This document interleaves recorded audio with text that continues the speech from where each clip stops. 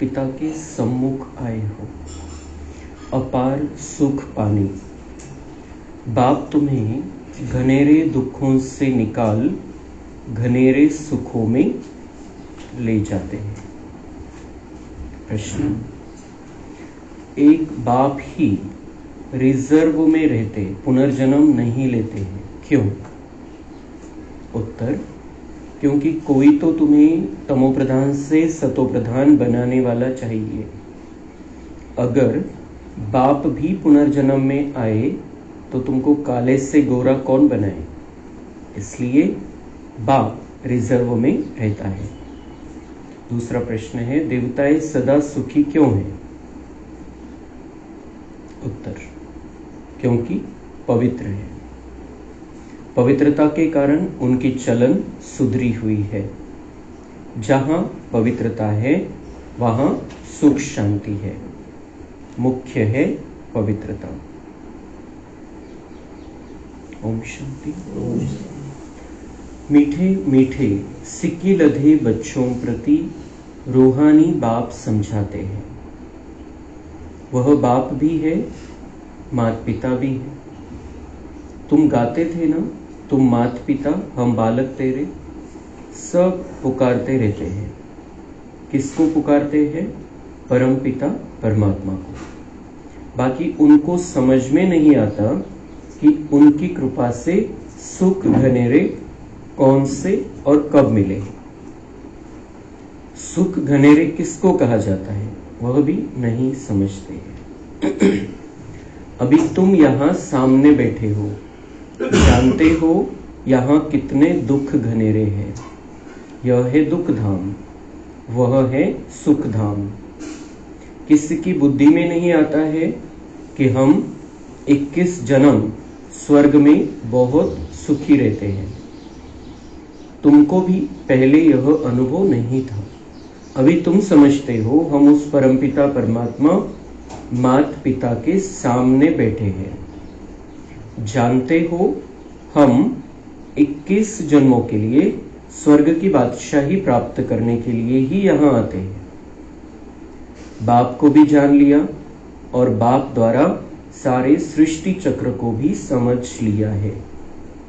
हम पहले घनेरे सुख में थे, फिर दुख में आए। यह भी नंबरवार हर एक की बुद्धि में रहता है। स्टूडेंट को तो सदैव याद रहना चाहिए, परंतु बाबा देखते हैं घड़ी घड़ी भूल जाते हैं, इसलिए फिर मुरझा जाते हैं। छुई मुई अवस्था हो जाती है, माया वार कर लेती है। वह जो खुशी होनी चाहिए वह नहीं रहती। नंबरवार पद तो है ना। स्वर्ग में तो जाते हैं, परंतु वहां भी राजा से लेकर रंक तक रहते हैं ना। वह गरीब प्रजा, वह साहूकार। स्वर्ग में भी ऐसे है तो नरक में भी ऐसे है, ऊंच और नीच। अभी तुम बच्चे जानते हो हम पुरुषार्थ करते हैं सुख घनेरे पाने के लिए। इन लक्ष्मी नारायण को सबसे जास्ती सुख घनेरे है ना। मुख्य है पवित्रता की बात। पवित्रता के सिवाय पीस और प्रॉस्पेरिटी मिल नहीं सकती है। इसमें चलन बहुत अच्छी चाहिए। मनुष्य की चलन सुधरती है पवित्रता से। पवित्र है तो उनको देवता कहा जाता है। तुम यहाँ आए हो देवता बनने के लिए। देवताएं सदा सुखी थे। मनुष्य कोई सदा सुखी हो न सके। सुख होता ही है देवताओं को। इन देवताओं की ही तुम पूजा करते थे ना, क्योंकि पवित्र थे। सारा मदार है पवित्रता पर। विघ्न भी इसमें ही पड़ते हैं। चाहते हैं दुनिया में पीस यानी शांति हो।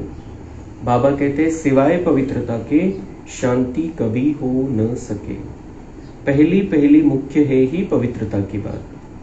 पवित्रता से ही सुधरी हुई चलन होती है। पतित होने से फिर चलन बिगड़ती है। समझना चाहिए अब हमको फिर से देवता बनना है तो पवित्रता जरूर चाहिए। देवताएं पवित्र है तब तो अपवित्र मनुष्य उनके आगे माथा टेकते हैं। तो दुनिया वाले पुकारतात फक्त कि तुम माता पिता हम बालक तेरे, तुम्हारी कृपा से सुख घनेरे। तर या कशाचाच क्लिअर अर्थ त्यांना नाही आणि त्या हिशोबाने त्यांच्या जीवनामध्ये तशी अनुभूती पण नाही। फक्त म्हणण्यासाठी म्हणतात की तुम माता पिता हम बालक तेरे और तुम्हारी कृपा से सुख घनेरे। तो माता पिता वो कौन है? कोणत्याही मंदिरामध्ये कोणत्याही मूर्तीच्या समोर जाऊन म्हणतात तुम माता पिता। तर माता पिता तेही कसलं पाहिजे तेही नाही माहिती, तर कोण आहे मग तो नेमका कोण आहे हे माहिती नाही। मग तो कधी येईल आणि कधी त्या प्रकारची पालना देईल आपल्याला? कुठं पालना देईल? या इथं देईल या पृथ्वीवरती की स्वर्गामध्ये देईल की कुठं देईल आणि कधी देणार आहे? आणि फक्त इच्छा काय? एकीकडे हे म्हणत असताना इच्छा काय? त्याच्या चरणाची धूळ बनावी किंवा त्याच्या प्रेमाची एक बूंद आपल्याला मिळावी।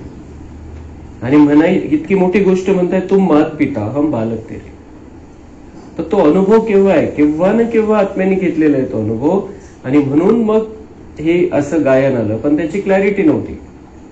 तो अब बाबा म्हणताय कि तुम उस माता पिता के बने हो, सम्मुख हो तुम उनके और पालना ले रहे हो।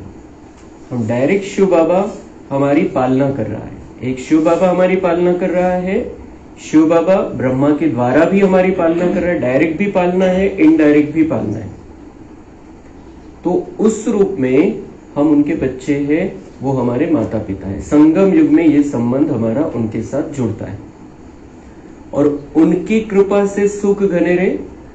मतलब जब वो आता है हमें अपना बनाता है, हम उसका बनकर उसकी उंगली पकड़कर चलते हैं, उसके कहने पर चलते हैं, तो ये हमने कर लिया। कर और पा, कृपा क्या है कि बाबा के कहने पर चलना है। बाबा जो समझाते हैं उस पर अपने जीवन को चलाना है, उसी रीति से चलाना है जिस रीति से बाबा चाहता है, तो हम सुखी हो जाएंगे। यहाँ पर है दुख घनेरे और फिर जिस दुनिया में बाबा लेकर जा रहा है वहां पर है सुख घनेरे। सुख किनको है? बाबा म्हणता है दुनिया में सुखी कौन है? सिर्फ देवताएं सुखी है, बाकी कोई भी इस दुनिया में सुखी नहीं है। और हम देवता कब है? सतयुग से लेकर त्रेता के अंत तक। तो सुख घनेरे हो जाते हैं बाबा का बनने से, बाबा के कहने पर चलने से, और इसलिए हम देवताएं सुखी रहते हैं।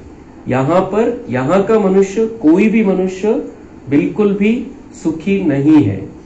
कोई ना कोई किसी न किसी प्रकार का दुख है, किसी न किसी प्रकार की प्रॉब्लम है, किसी न किसी प्रकार का टेंशन है। तो सुखी कौन है या दुनियामध्ये? फक्त देवता। और हम वो देवता बनने के लिए बाबा के पास आते हैं। हम क्यों बाबा के बने हैं? हम क्यों बाबा की मुरली सुनते हैं? क्योंकि हमें वो सुख प्राप्त करना है देवता बनकर। हम ही देवता बनने वाली महान आत्माएं हैं। तो मग बाबा म्हणता है कि अभी इस दुनिया में दुख है, सुख की दुनिया में जाना है। मैं तुम्हें समझा रहा हूं, सिखा रहा हूं। बाप के सामने हम बैठे हैं, बाप के द्वारा हमें 21 जन्मों की बादशाही मिलती है। ये बात जिनकी बुद्धि में रहेगी वो सदा खुश रहेंगे, सदा सुखी रहेंगे। लेकिन बाबा म्हणता है कि ये नंबरवार रहता है, ये सुख भी और खुशी भी, सुख भी और खुशी भी नंबरवार रहता है। तर बाबा म्हणताय मग तयार राहा।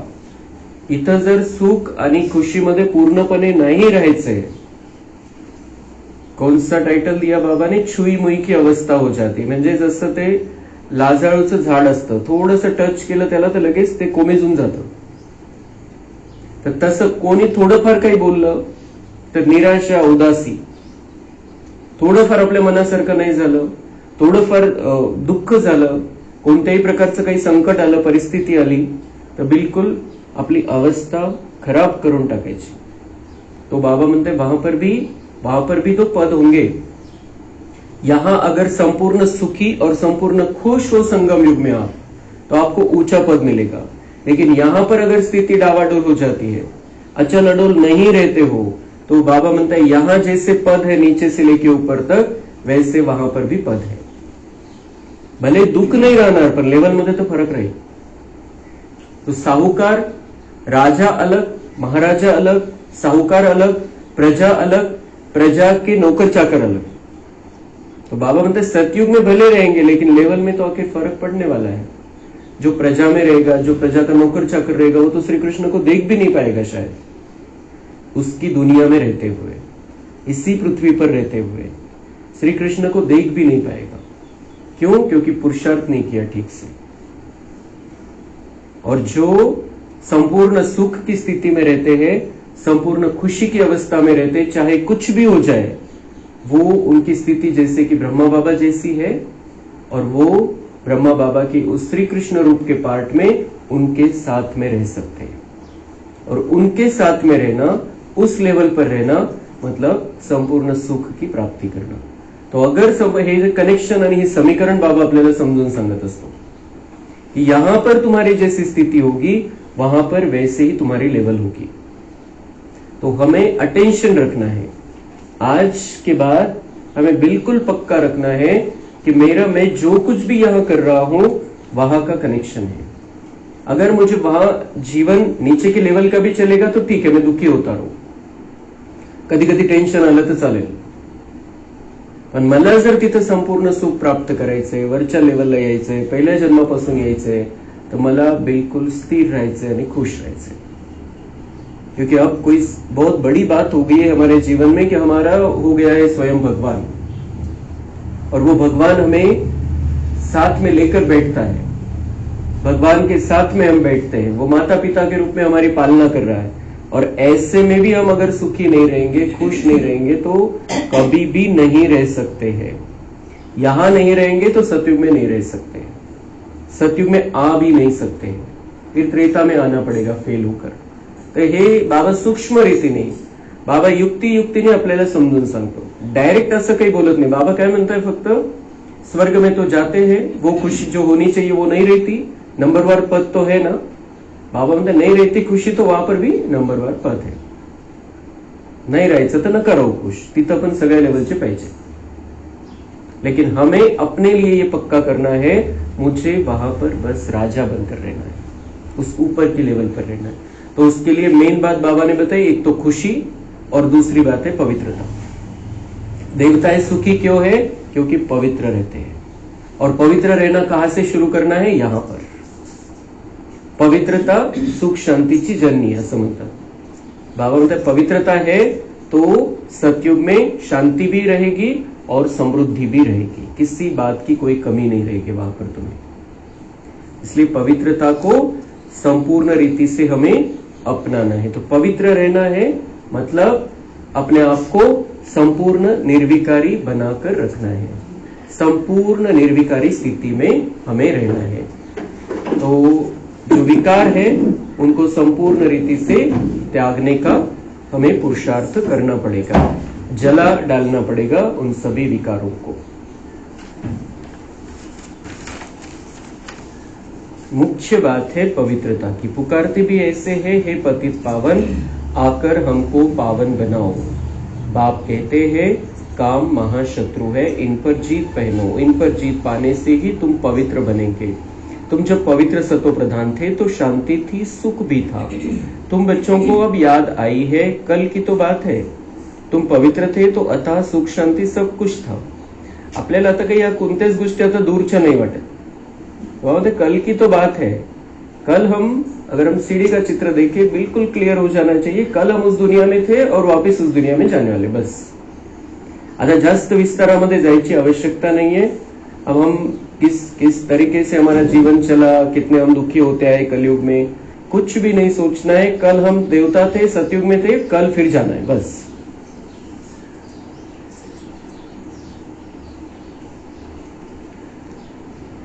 अब फिर तुमको यह लक्ष्मी नारायण बनना है. इसमें पहली मुख्य बात है संपूर्ण निर्विकारी बनना. यह तो गायन है, यह है ज्ञान यज्ञ.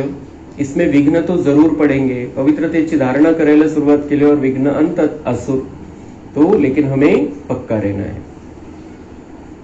पवित्रता के ऊपर कितना तंग करते हैं। आसुरी संप्रदाय और दैवी संप्रदाय भी गाई हुई है। तुम्हारी बुद्धि में है, सतयुग में यह देवता थे, बल सूरत तो मनुष्यों की है, परंतु उन्हों को देवता कहा जाता है। वहां है संपूर्ण सतो प्रधान, कोई भी खामी वहां होती नहीं, हर चीज परफेक्ट होती है। बाप परफेक्ट है तो बच्चों को भी परफेक्ट बनाते हैं। बाबा परफेक्ट है तो बच्चों को भी परफेक्ट यानी संपूर्ण बनाते। कोई खामी वहां पर नहीं रहती हमारे में, क्योंकि बाबा यहाँ पर हमें सभी कमियों से मुक्त कर देता है। योग बल से तुम कितने पवित्र ब्यूटीफुल बनते हो। यह मुसाफिर तो एवर गोरा है जो तुमको सावरे से आकर गोरा बनाते हैं। वहां नेचुरल ब्यूटी होती है, खूबसूरत बनाने की दरकार नहीं रहती। सतो प्रधान होते ही है खूबसूरत, वही फिर तमो प्रधान होने से काले हो पड़ते हैं। नाम ही है श्याम और सुंदर। श्री कृष्ण को श्याम और सुंदर क्यों कहते हैं, इसका अर्थ कभी कोई बता न सके सिवाय बाप के। इतकी साधारण म्हणजे मूर्त्या बनवतात फक्त, पण का बरं बनवलेली? श्रीकृष्णाला सावळा का बरं दाखवलेला आहे, काळा का बरं दाखवलेला आहे रामाला, कोणी सांगू शकणार नाही। कारण क्लिअरच नाही त्यांना की ते पुनर्जन्माच्या चक्रामध्ये येतात, मग सतयुग आणि त्रेतायुगामध्ये खूप चांगली स्थिती असते, मग द्वापर नंतर तेच विकारामध्ये जायला लागतात, आणि त्याची यादगार, त्याची निशाणी म्हणून त्यांची मूर्ति सावळी काली बनवली जाती। ये कोई भी नहीं बताया, किसी ने बताया नहीं, किसी को पता भी नहीं है ये बात। भगवान बाप जो बातें सुनाते हैं वह और कोई मनुष्य सुना नहीं सकेंगे। चित्रों में स्वदर्शन चक्र देवताओं को दे दिया है। जो भगवान बाप हमें जो बातें सुनाते हैं वो दूसरा कोई मनुष्य सुना नहीं सकता है, और वो सब बातें हमको ही पता है। लेकिन चित्रों में बाबा बताए स्वदर्शन चक्र देवताओं को दे दिया है। बाप समझाते हैं, मीठे मीठे बच्चों, स्वदर्शन चक्र की तो देवताओं को दरकार नहीं, त्यांना आवश्यकता नाही। देवतांच्या चित्रामध्ये दाखवलेले, त्यांच्या हातामध्ये स्वदर्शन चक्र दाखवलेले, विष्णूच्या हातामध्ये स्वदर्शन चक्र दाखवलेले, स्वदर्शन चक्र दाखवलेले, म्हणजे या ज्ञानाची जे आदि मध्य अंतचं ज्ञान आहे, या दुनियेचं सृष्टी चक्राचं जे रहस्य आहे, त्याची बाबा म्हणतात देवतांना आवश्यकता नाही। आवश्यकता होती त्यावेळेला बाबांनी ते ज्ञान दिलं आणि त्यामुळे देवता बनले। देवता बनल्यानंतर आवश्यकता नाही, ते स्वदर्शन चक्र त्यांच्या हातामध्ये नाही दाखवायला पाहिजे, पण ती संपूर्ण स्थिती आपली म्हणून त्यांच्या हातामध्ये दाखवतात। वह क्या करेंगे शंख आदि, तर एक तर स्वदर्शन चक्राची आवश्यकता नाही, शंख ज्ञानाचा शंख वाजवण्याची कशाला आवश्यकता आहे, कोणाला ज्ञान द्यायचंय, स्वतःलाही त्या ज्ञानाच्या स्थितीमध्ये राहण्याची आवश्यकता नाही आणि कोणाला दुसऱ्याला ज्ञान देण्याची आवश्यकता आहे। म्हणून शंख पण देवतांकडे नाही, नसायला पाहिजे। स्वदर्शन चक्रधारी तुम ब्राह्मण बच्चे हो, शंख ध्वनि भी तुमको करनी है। हम स्वदर्शन चक्रधारी है, हमें सारी बातों का ज्ञान है और हमें ही शंख ध्वनि करनी है, दुनिया वालों को बताना है, समझाना है, और अभी अंत समय है पूरी ताकद से बताना है। आता लूज स्थितीमध्ये नाही, शंख ध्वनी म्हणजे फुल स्पीड मध्ये, फुल आवाजामध्ये आता सगळ्यांपर्यंत आई बाबांचं ज्ञान गेलं पाहिजे, बाबांचा संदेश पोहोचला पाहिजे। आणि कोणी बिल्कुल कोणत्याही प्रकारे आता अलबेला नहीं राहायचे। स्वदर्शन चक्र भी घुमाते रहना है और शंख ध्वनि भी करनी है, क्योंकि समय बहुत थोड़ा बचा है अभी। तुम जानते हो विश्व में कैसे शांति स्थापन हो रही है, साथ में चलन भी अच्छी चाहिए। भक्ति मार्ग में भी तुम देवताओं के आगे जाकर अपनी चलन का वर्णन करते हो ना, परंतु देवताएं कोई तुम्हारी चलन को सुधारते नहीं, सुधारने वाला और है। तो बाबा कहते साथ में चलन भी अच्छी चाहिए, आणि चलन चांगली नाहीये म्हणूनच तर बाबा म्हणते भक्ती मार्गामध्ये देवतांच्या समोर जाऊन तुम्ही तुमचे चलनचं वर्णन केलेलं आहे की मैं पापी, खलकामी, कपटी, तुम्हीच वर्णन केलेलं आहे बाबा म्हणतात देवतांच्या मूर्तीसमोर। बाकी बाहेर कोणी तसं काही बोललं तर लगेच भांडणं होती, पण देवतांच्या समोर जाऊन सगळी कबुली दिलेली देतात। लेकिन बाबा म्हणता है कि तुमने अपनी चलन का वर्णन तो किया देवता के सामने, मूर्ति के सामने, लेकिन देवताएं कोई तुम्हारी चलन को सुधारते नहीं। मूर्ति कैसे सुधारेगी, मूर्ति हमारी चलन को कैसे सुधारेगी? सुधारने वाला तो बाबा है। वो कैसे सुधारता है? हमें हमारे सत्य स्थिति का ओरिजिनल हमारी जो क्वालिटी है उसका परिचय देता है, उसका ज्ञान देता है, समझ देता है, ताकत भरता है हमारे अंदर और फिर हमारे अंदर परिवर्तन होता है। बाकी देवताएं कैसे करेंगे? ज्ञान भी नहीं दे सकते, ताकत भी नहीं दे सकते।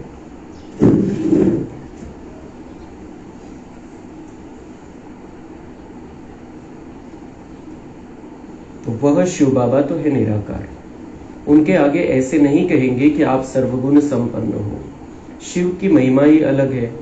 देवी देवताएं सर्वगुण संपन्न बनते हैं, शिव की महिमा अलग है। शिव को हम सर्वगुण संपन्न नहीं कहते, वो तो गुणों का महासागर है, ज्ञान गुण शक्तियों का महासागर। और देवताएं सर्वगुण संपन्न बनते हैं और फिर धीरे धीरे वो गुण कम भी होते जाते हैं। लेकिन बाबा को सागर कहते हैं क्योंकि वो कभी उसके गुणों में कमी आती नहीं, उसकी स्थिति बदलती नहीं है। देवताओं की महिमा गाते हैं, परंतु हम ऐसे कैसे बने? आत्मा ही पवित्र और अपवित्र बनती है ना। अब आत्मा पवित्र बन रही है, जब आत्मा संपूर्ण बन जाएगी तो फिर यह शरीर पतित नहीं रहेगा, फिर जाकर पावन शरीर लेंगे। यहाँ तो पावन शरीर हो न सके। पावन शरीर तब हो जब प्रकृति भी सतो प्रधान हो। नई दुनिया में हर एक चीज सतो प्रधान होती है। अभी 5 तत्व तमो प्रधान है, इसलिए कितने उपद्रव होते रहते हैं, कैसे मनुष्य मरते रहते हैं। तीर्थ यात्रा पर जाते हैं, कोई एक्सीडेंट हुआ, मर पड़ते हैं। जल पृथ्वी आदि कितना नुकसान करते हैं। यह सब तत्व तुमको मदद करते हैं। विनाश में अचानक बाढ़ आ जाती है, तूफान लगते हैं, यह है नेचुरल आपदाएं। वह बॉम्ब्स आदि जो बनाते हैं वह भी ड्रामा में नोंद है। उनको ईश्वरीय आपदाएं नहीं कहेंगे, वह तो मनुष्यों के बनाए हुए हैं। अर्थक्वेक आदि कोई मनुष्यों के बनाए हुए नहीं है। यह आपदाएं सब आपस में मिलती है, पृथ्वी से हल्काई होती है। तो बाबा कहते हैं ड्रामानुसार विनाश का पूरा कार्यक्रम होने वाला है, पूरा प्रोग्राम ये सब मिलकर बनाते हैं। इसमें ईश्वर का कुछ भी नहीं है, ड्रामा है। ड्रामानुसार सब बातें होती है और फिर क्या हो जाता है, यह सगळे आपदा येतील, सगळे संकट येतील, सगळं काही फिर क्या होगा? परिणाम उसका अच्छा परिणाम, पृथ्वी से हलकाई होती है। म्हणजे पृथ्वी हलकी हलकी होऊन जाईल। जे ओझं झालेलं आहे, जे पाप कर्माचं ओझं झालेलं आहे, जे मनुष्याचं जे लोकसंख्येचं ओझं झालेलं आहे, जे सगळ्या प्रकारची खराबी झालेली आहे, तो बाबा म्हणते अंत सुहावना होने वाला है। जो भी कुछ विनाश की प्रक्रिया होगी पृथ्वी से हल्काई होती है। तुम जानते हो कैसे बाबा हमको एकदम हल्का बनाकर साथ ले जाते हैं नई दुनिया में। माथा हलका होने से फिर चुस्त हो जाते हैं ना। आता किती ओझ आहे, आता सगळ्यांनाच कशा दुनियावाल्यांना जर बघितलं, ज्यांना ज्ञान नाहीये त्यांना कशा कशा प्रकारचं टेन्शन आहे, कोणत्या कोणत्या प्रकारच्या स्ट्रेस मध्ये राहतात, डिप्रेशन आहे। 10 व्यक्तीपैकी एका व्यक्तीला मानसशास्त्रज्ञाकडे जाण्याची आवश्यकता आहे, अशी स्थिती झालेली आहे। ते समजत नाही त्यांना की आपल्याला मानसिक रोग झालेला आहे, पण आहे 10 पैकी 1 जणाला मानसिक रोग आहे या दुनियेमध्ये। तो स्वतःला त्यांनी जड करून घेतलेले। लेकिन बाबा हमें ज्ञान गुण और शक्ति से हल्का बना देता है। तो माथा हलका होने से फिर चुस्त हो जाए। जर एखादं टेन्शन असेल आणि ते उतरलं तर किती हलका हलका वाटतं। तो बाबा तो हमारे सारे टेंशन दूर करने के लिए आए, सदा काल के लिए दूर करने के लिए आए। सदा काल के लिए हम टेंशन मुक्त हो जाएंगे, हल्के हो जाएंगे। तुमको बाबा बिल्कुल हल्का कर देते हैं, सब दुख दूर हो जाते हैं। अभी तुम सबका माथा बहुत भारी है, तुम सबका माथा बहुत भारी है। बाबांना म्हणायचे माझं डोकं नाहीये जड आता।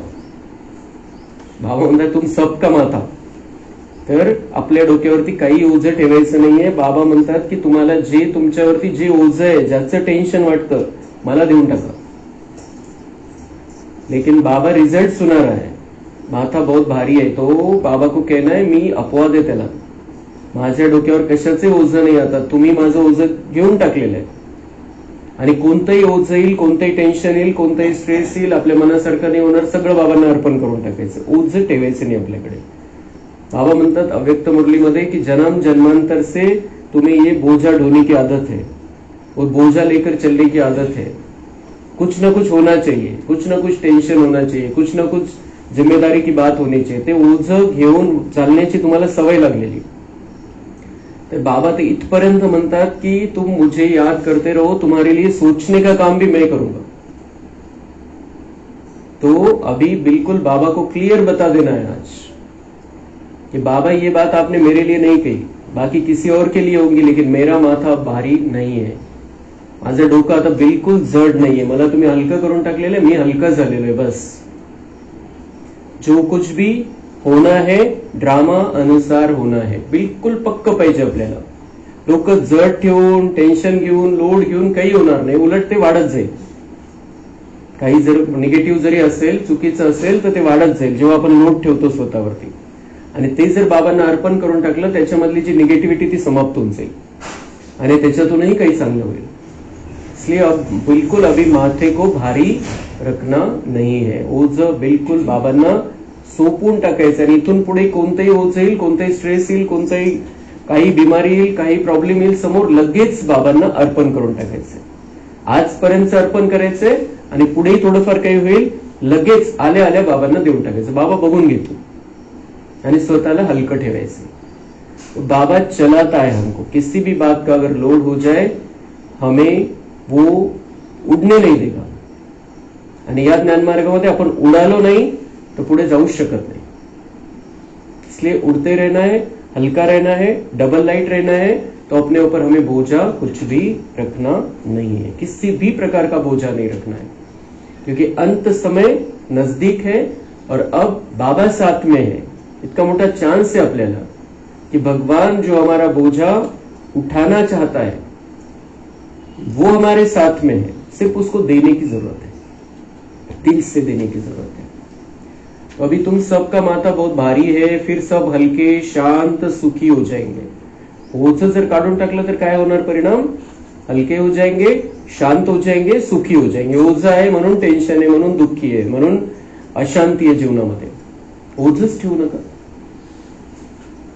जो जिस धर्म वाले हैं सबको खुशी होनी चाहिए. बाबा आया हुआ है सबकी सदगति करने, सबका बाबा है वो. जो भी जिस भी धर्म का है सबको खुश होना चाहिए कि मेरा बाबा आया है. तो भगवान कभी नहीं कहता मैं हिंदुओं का बाबा हूं, मैं मुसलमानों का बाबा हूं, मैं जैनों का बाबा हूं. बाबा तो कहता है सब धर्म वालों का मैं बाबा हूं.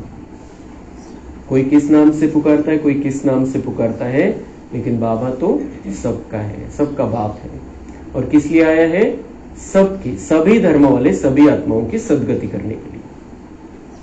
जब पूरी स्थापना हो जाती है तब फिर सब धर्म विनाश हो जाते हैं. सगळी तयारी होऊन जाईल, बाबा आपल्याला तयार करेल आणि मग या दुनियेमध्ये कुठलाही धर्म राहणार नाही शिल्लक. पण फक्त देवी देवता बनणाऱ्या आत्मा तयार होऊन परमधाम मध्ये जाऊन या दुनियेमध्ये देवी देवता बनून राहू परत. तुम्हारी बुद्धि में ये ख्याल भी नहीं था. अभी समझते हो गायन भी है, ब्रह्मा द्वारा स्थापना, बाकी अनेक धर्म सब विनाश. यह कर्तव्य एक बाप ही करते हैं, दूसरा कोई कर न सके सिवाय एक शिव बाबा. जोपर्यंत त्या धर्माची आवश्यकता आहे तोपर्यंत बाबा त्यांना संपवत नाही, चालू देतो, विस्तार होऊ देतो सगळं. पण त्याच्यामध्ये जेव्हा खराबी येऊन जाते तेव्हा मग बाबांना येऊन हे सगळं संपवून देवी देवता धर्माची स्थापना करावी लागते. तो ऐसा अलौकिक जन्म और अलौकिक कर्तव्य किसका हो न सके. बाप है ऊंच ते ऊंच, तो उनका कर्तव्य भी बहुत ऊंच है. करण करावन हार है ना, तुम नॉलेज सुनाते हो. बाप आया हुआ है इस सृष्टि से पाप आत्माओं का बोझ उतारने के लिए. बाबा किस लिए आया है? हमारा बोझ उतारने के लिए भी आया है और इस सृष्टि से पाप आत्माओं का बोझ भी ते पापी आत्म्यांना ठेवणार नाही इथं. आणि किती वेळ ठेवणार नाही? कमीत कमी 2500 वर्ष पापी आत्मे या दुनियेमध्ये राहणारच नाही. यह तो गायन भी है ना. बाप आते हैं एक धर्म की स्थापना और अनेक धर्मों का विनाश करने. तुमको कितना ऊंच महात्मा बना रहे हैं. महात्मा देवता बिगर कोई होता नहीं. यहाँ तो अनेकों को महात्मा कहते रहते हैं, परंतु महात्मा कहा जाता है महान आत्माओं को. महान आत्मा कौन है? सिर्फ देवता है. और देवताएं अभी महात्माएं बना रहे. एक महात्मा की बात नहीं, बाबा हम सबको महात्मा बना रहा है. राम राज्य कहा ही जाता है स्वर्ग को, वहां रावण राज्य ही नहीं, तो विकार का सवाल भी नहीं उठ सकता. रावण ही नहीं तो विकार का सवाल ही नहीं. इसलिए उसको कहा जाता है संपूर्ण निर्विकारी. जितना संपूर्ण बनेंगे उतना बहुत समय सुख पाएंगे. अपूर्ण तो इतना सुख पा न सके. स्कूल में भी कोई संपूर्ण कोई अपूर्ण होते हैं, फर्क दिखाई पड़ता है. डॉक्टर माना डॉक्टर, परंतु कोई की पगार बहुत कम, कोई की बहुत जास्ती। वैसे ही देवताएं तो देवताएं होते हैं, परंतु मर्तबे का फर्क कितना पड़ जाता है। बाप आकर तुमको ऊंच पढाई पढ़ाते। तर पुन्हा दुसऱ्या शब्दामध्ये तीच गोष्ट बाबांनी सांगितली की डॉक्टर माना डॉक्टर, डॉक्टरच म्हणू आपण, ज्यांनी BHMS केलेलं आहे, BAMS केलेलं आहे आणि ज्यांनी MD केलेलं आहे ते दोघांनाही डॉक्टरच म्हणू, पण डॉक्टर मध्ये फरक आहे, त्याच्या कमाईमध्ये फरक आहे, त्याच्या बुद्धीमध्ये फरक आहे, म्हणायला तर डॉक्टरच म्हणू आपण। तसं बाबा म्हणताय देवता है तो देवता ही है, सतयुग में जो रहेंगे सब देवता ही रहेंगे, देवताच आहे, पण देवतांच्या लेवलमध्ये फरक आहे, त्या पोझिशन मध्ये फरक आहे, पदामध्ये फरक आहे, जी सुख समृद्धि रहेगी त्याच्या लेवलमध्ये फरक है। तो हमें तो बहुत ऊंचे लेवल का ही बनना है। तो यहाँ पर जैसे बाबा हमें चला रहा है, जो कहता है, जो भी मुरली में कहता है, उसको हमें जीवन में लाना है।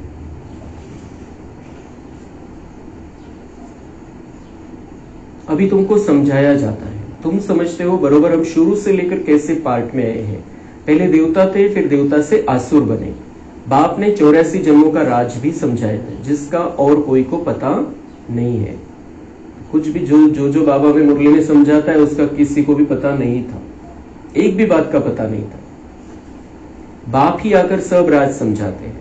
बाप कहते हैं मेरे लाडले बच्चे, तुम हमारे साथ घर में रहते थे ना, तुम भाई भाई थे ना, सब आत्माएं थी, शरीर नहीं था। आत्मा से बात कर रहा है बाबा, कह रहा है तुम मेरे साथ में अपने घर में रहते थे, तुम्हारा शरीर नहीं था, तुम सब भाई भाई थे। हम सब जो भी दुनिया में इतने 850 करोड़ आत्माएं हैं, सब हम भाई भाई थे, बाबा के साथ में थे। एक समय था जब हम बाबा के साथ में रहते थे वहां पर, तब हमारा शरीर नहीं था, यहां आकर हमने शरीर लिया है।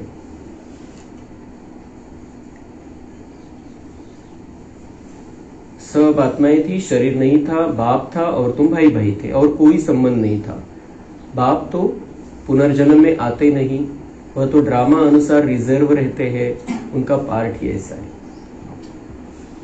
तर बाबा म्हणताय की तुम्ही आले खाली, एक वेळ होती जेव्हा आपण सगळे सोबत राहत होतो, तुम्ही खाली आले पार्ट बजावण्यासाठी, तुम्ही जन्म पुनर्जन्मच्या चक्रामध्ये आले, पण मी नाही येत। ड्रामानुसार मी रिझर्व राहतो। जसं आता समजा क्रिकेटचा खेळ आहे, 11 जण ग्राउंडवरती खेळतात आणि 1-2 जण राखीव ठेवलेले असतात, रिझर्व ठेवलेले असतात की कोणाला काही लागलं, जखम झाली तर तो जाईल मध्ये त्याच्या जागेवरती, म्हणून 1-2 प्लेयर रिजर्व ठेवलेले असतात। बाबा म्हणतात मैंने तुम नीचे खेल खेलने के लिए आते हो, और ड्रामा अनुसार जब तुम बहुत दुखी हो जाते हो, तुम्हें इसमें से निकालने के लिए, तुम संपूर्ण तमोप्रधान हो जाते हो, तुमको सतोप्रधान बनाने के लिए, पतित बन जाते हो, पावन बनाने के लिए मैं रिझर्व रहता हूँ, मी राखीव राहतो। मी पण या खेळामध्ये भाग घेतला तर मी पण असंच होऊन जाईल, म्हणून मी राखीव राहतो, मी फ्रेश राहतो बाहेर, आणि जेव्हा माझी गरज आहे ड्राम्यामध्ये 5000 वर्षानंतर, तेव्हा मी येतो आणि माझं कर्तव्य पार पाडतो। तुमको तो बाप सुखी बनाते हैं, अर्थात सुख का वर्षा बाप दे रहे हैं। तुम भी कहते हो बाबा हम आपके पास कल्प कल्प अनेक बार आए हैं। यह चक्र चलता ही रहता है। जसं आपण काल बघितलं बाबा और कहानीमध्ये कि बाबा बच्चों से कैसे बात करते थे वहां पर, तो ऐसे ही हमें भी पक्का है कि हम बाबा के पास कल्प कल्प अनेक बार आए हैं, अनेक बार आए हैं बाबा के पास, बाबा से मिलन मनाते हैं, हम बाबा के बनते, बाबा हमारा हो जाता है, डायरेक्ट हमारा संबंध हो जाता है उसके साथ। यह चक्र चलता ही रहता है। हर 5000 वर्ष के बाद बाबा आपसे मिलते हैं और यह वर्षा पाते हैं।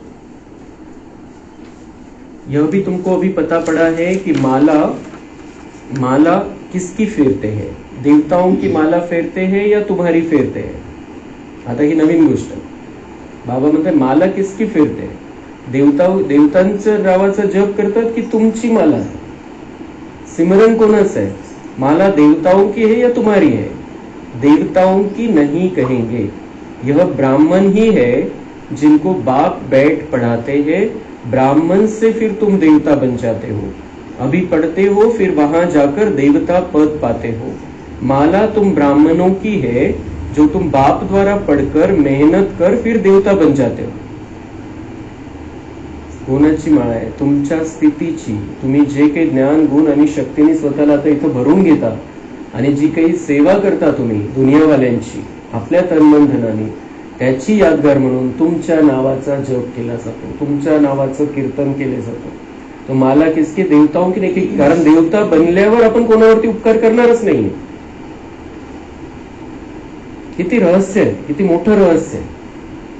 देवता बनल्यावर आपल्याला कोणाचं कल्याण नाही करता येत. का नाही करता येत? कारण त्या देवतांच्या दुनियेमध्ये कोणालाही कल्याणाची गरजच नाही. जेव्हा आपण देवता आहे तो हमारे नाम का पूजन गायन क्यों होगा? देवता ने कुछ किया ही नहीं है. राहिलेले फक्त चांगल्या स्थितीमध्ये, पण कोणावरती उपकार करायचं काही प्रश्नच नाही. किती मोठं रहस्य आहे की जे काही करायचंय ते आता ब्राह्मण जीवनामध्ये करायचंय. दुनियेच्या कल्याणाचं, विश्व कल्याणाचं, अनेक आत्म्यांना सहयोग देण्याचं, शक्ती भरण्याचं जे कर्तव्य आहे ते आता आपल्या ब्राह्मण जीवनाचा विषय येतो. आणि म्हणून बाबा म्हणताय माला किसकी है, भले ते कोणाचे नाव घेत असो त्याच्यामध्ये, पर ये ब्राह्मणों की माला है, ब्राह्मणों का सिमरन होता है. इतना सुंदर कार्य आपने संगम युग पर किया है. तो ऐसे ही हमें अपने पुरुषार्थ को बढ़ाते चलना है, दुनिया के कल्याण को हमारे दिमाग में रखना है, वही भावनाएं रखनी है, सबका भला हो, सब सुख पाते रहे. बलिहारी पढ़ाने वाले कि बाप ने बच्चों की कितनी सेवा की. वहां तो कोई बाप को याद भी नहीं करते हैं. भक्ति मार्ग में तुम माला फेरते थे, अभी वह फूल आकर तुमको भी फूल बनाते हैं, अर्थात अपनी माला का दाना बनाते हैं. तुम गुल गुल बनते हो ना, तो बाबा आकर हमें अपनी माला का दाना बनाते हैं. अभी ब्राह्मण जीवन में हम माला का दाना बनते हैं. बाप तुमको कितना ऊंच बनाते हैं. आयुष्मान भव, पुत्रवान भव, यह भी ड्रामा में नूंद है. बाप कहते हैं मैं अगर आशीर्वाद दूं फिर तो सबको देता रहूं. मैं तो तुम बच्चों को पढ़ाने आता हूं, पढ़ाई से ही तुम्हें सब आशीर्वाद मिल जाती है. बाबा हमें ऊंचा बनाता है. बाबा म्हणता है अगर मैं आशीर्वाद दे दूं तो मुझे सबको देना पड़ेगा. मैं सबका परम पिता हूं, सब मेरे बच्चे हैं. तर जर आशीर्वादाने काही झालं असतं तसं तर तो स्पेशल वरदान देतो आपल्याला, आपल्याला वेगवेगळ्या प्रकारे तयार करतो, वेगवेगळ्या युक्त्या सांगतो, वेगवेगळ्या प्रकारची आपल्याला तयारी करून देतो, शक्ती भरून देतो आपल्यामध्ये. पण असं नाही की आपण काहीच करायचं नाही, तो आशीर्वाद देईल आणि सगळं होऊन जाईल. बाबा म्हणते अगर मैं आशीर्वाद दूं और चमत्कार से कुछ हो जाए तो मुझे सबके लिए करना पड़ेगा. कर सकता है बाबा, लेकिन सबके लिए करना पड़ेगा. मग पद कोणाला काय देईल? सगळ्यांना राजा बनवावं लागेल, प्रजेमध्ये कोण राहील? इसलिए बाबा मार्गदर्शन करता है, रास्ता बताता है, करना हम सबको है. तो बाबा म्हणता है मैं तुम बच्चों को पढ़ाने आता हूं. यही बाबा के आशीर्वाद है सबसे बड़ी, कि भगवान हमें डायरेक्ट पढ़ाता है, उसकी मुरली हम सुनते हैं. ये सबसे बड़े आशीर्वाद है, ये सबके भाग्य में नहीं है. तो भगवान के आशीर्वाद है, भगवान की मुरली. फिर पढ़ाई से ही तुम्हें सब आशीर्वादें मिल जाती है. तो पढ़ाई पढ़ाता है, तो सिर्फ मुरली पढ़नी नहीं है, सुननी नहीं है, उसको हमें जीवन में धारण करना है. आणि पढ़ाई कशी? हे प्रत्येक गोष्ट मला जीवनामध्ये आचरणात आणायची. अभ्यास करायचा वेगळ्या प्रकारचा अभ्यास आहे. जसं आता समजा कोणी पहिलीला दुसरीला पण मुलगा आहे, चौथी पाचवीला आहे, दहावीला आहे, तर 2 तास 3 तास 4 तास 6 तास शाळेत जाऊन अभ्यास करतो, घरी आल्यावर होमवर्क करतो, इतकेशे छोटेशा अल्प काळाच्या पढ़ाईसाठी. और यहाँ पर तो हमें देवता बनाने के लिए बाबा पढ़ा रहा है, राजा बनाने के लिए पढ़ा रहा है. लेकिन बाबा ऐसे नहीं कहता है कि 6 घंटे मुरली सुनते बैठो, 10 घंटे बैठो. इतनी बड़ी पढ़ाई है. पहिल्या दुसरी वाल्याला सुद्धा शाळेत इतकं काळ जावं लागतं. इतकं तर बाबा नाही सांगत आपल्याला. 1-1 तास सांगतो बाबा, सकाळी 1 तास, संध्याकाळी 1 तास. इतनी पढ़ाई पढ़ लो और फिर दिन भर में उसका मनन चिंतन चलता रहे अंदर ही अंदर. कधी वेळ मिळाला तर बसून पॉइंट्स काढायचे, मनन चिंतन लिहून काढायचं, जसं वेळ मिळेल तसं. पण असं 4 तास 6 तास 10 तास 15 तास तर बाबांनी नाही सांगितलेले. ज्याला कलेक्टर वगैरे बनायचं असतं, जज बनायचं असतं, 15 तास 20 तास अभ्यास करतो तो 24 तासापैकी. यहाँ पर तो हमें ऊंचे में ऊंचा बनना है. तो कितना हमें अटेन्शन देना चाहिए इस पढ़ाई पर. तर तसं बाबा तर सगळं काही करत असताना आपल्याला त्या स्थितीमध्ये राहायला शिकवतोय. लेकिन थोड़ा समय तो हमें इस पढ़ाई के लिए निकालना चाहिए. अच्छा, मीठे मीठे सिक्के लदे बच्चों प्रति माता पिता बाप दादा का याद प्यार और गुड मॉर्निंग. रूहानी बाप की रूहानी बच्चों को नमस्ते. हम रूहानी बच्चों की रूहानी बाप दादा को याद प्यार, गुड मॉर्निंग, नमस्ते. वाह बाबा वाह, शुक्रिया बाबा शुक्रिया. धारणा के लिए मुख्य सार है, जैसे बाप परफेक्ट है ऐसे स्वयं को परफेक्ट बनाना है, पवित्रता को धारण कर अपनी चलन सुधारनी है, सच्चे सुख शांति का अनुभव करना है, सृष्टि के आदि मध्य अंत का ज्ञान बुद्धि में रख ब्राह्मण सो देवता बनाने की सेवा करनी है, अपने ऊंचे भाग्य को कभी भूलना नहीं है। वरदान है, धारणा स्वरूप द्वारा सेवा करके खुशी का प्रत्यक्ष फल प्राप्त करने वाले सच्चे सेवाधारी भव। सेवा का उमंग रखना बहुत अच्छा है, लेकिन यदि सर्कमस्टांस अनुसार सेवा का चांस आपको नहीं मिलता है तो अपनी अवस्था गिरावट व हलचल में न आए। सेवेचा उमंग ठेवायचा आहे की मला ही सेवा करायची आहे, पण जिथली तिथली परिस्थिती ज्या त्या वेळची परिस्थिती वेगवेगळी असते, तर त्यानुसार आपल्याला सेवेचा चान्स जरी मिळाला नाही, त्या प्रकारच्या सेवेचा चान्स जरी मिळाला नाही, तर बाबा म्हणते अपनी अवस्था गिरावट या हलचल में न आए। अवस्था चांगली ठेवायची। सेवा जी बाबांना आपल्याकडून करून घ्यायची ते करून घेत असतो, अपन फक्त निमित्त है। अगर ज्ञान सुनाने का चांस नहीं मिलता है लेकिन आप अपनी धारणा स्वरूप का प्रभाव डालते हो तो सेवा की मार्क्स जमा हो जाती है। ज्ञान सुनाने का चांस, ज्ञान तो हम ऐसे सुना सकते हैं, लेकिन ज्ञान सुनाने का मतलब मुरली सुनाने का चांस, तो बाबा म्हणते अगर वो नहीं मिलता है, जितले तिथली परिस्थितीनुसार नहीं मिलता है, बाबा म्हणता है त्याच्यापेक्षा मोठी सेवा काय। सुनना सुनाना तो कभी भी कोई भी कर सकता है, थोडीशी प्रॅक्टिस झाली करू शकतो, पण सगळ्यात मोठी सेवा कोणती है? अपनी धारणा स्वरूप का प्रभाव डालना है। अपनी धारणा स्वरूप का प्रभाव डालो, म्हणजे जे बाबा सांगतो ते धारण करा जीवनामध्ये, त्याचा जो प्रभाव पडेल तो अशा स्थूल सेवेपेक्षा खूप जास्त प्रभाव। तो अपनी धारणा स्वरूप का प्रभाव डालते हो तो सेवा की मार्क्स जमा हो जाती है। धारणा जरी केली चांगल्या प्रकारे आणि त्याचा प्रभाव पडला तुमच्याकडून, तुम्हाला बघून जर कोणी काही शिकले तर सेवेचे मार्क्स जमा होऊन जातील। असं नाही की ती सेवाच करायला पाहिजे डायरेक्ट तशा प्रकारची ज्या प्रकारची पाहिजे आपल्याला मनामध्ये, तो मार्क्स जमा हो जाती। धारणा स्वरूप बच्चे ही सच्चे सेवाधारी है। खरी सेवा तो धारणेची है। उन्हें सर्व की दुआएं और सेवा के रिटर्न में प्रत्यक्ष फल की खुशी की अनुभूति होती है। जो धारणा में रहेंगे, जो संपूर्ण देवी देवताओं जैसी चाल चलन हो जाएगी, बोलना विचार भावना हो जाएगी, तो उन्हें सर्व की दुआएं और सेवा के रिटर्न में प्रत्यक्ष फल खुशी की अनुभूति होती रहे। दुआएं मिलेंगी तो खुशी की अनुभूति भी होती रहेगी।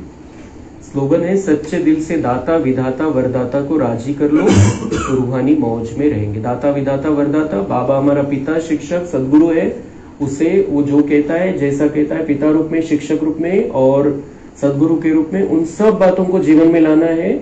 वो तीनों रूपों से मुरली चलाता है, सब बातों को जीवन में लाना है। उसको अगर हम राजी कर लेंगे जीवन में लाकर उन बातों को, तो वो राजी हो जाएगा, आपल्यावरती सदा खुश राहील, एक आपला पुरुषार्थ बघून, तो क्या होगा? बाबा म्हणते रूहानी मौज में रहेंगे, रूहानी आनंदामध्ये राहतात। अच्छा,